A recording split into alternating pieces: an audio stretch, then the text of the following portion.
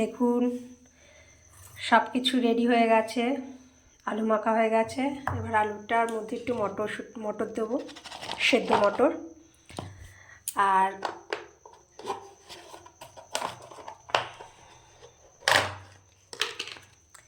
এই যে মশলা তৈরি হয়ে রয়েছে, এটা জলের মধ্যে দেবো। তো কি, আর এই যে তেঁতুল গুলে রেখেছি। আর ফাইনাল সব এসব অ্যারেঞ্জমেন্ট কিসের জন্য? এই যে ভাজা হয়ে গেছে, কেমন হয়েছে জানাবেন। দেখতে পাচ্ছেন সাইজগুলো,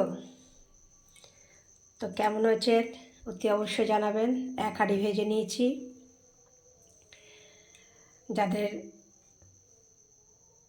ফুচকা খেতে খুব ভালোবাসেন তারা অতি অবশ্যই চলে আসুন, আমার বাড়িতে নিমন্ত্রণ রইল।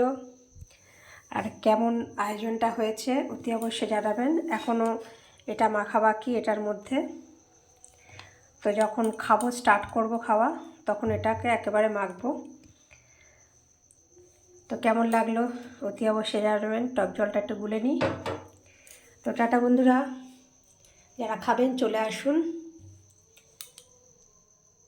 টাটা।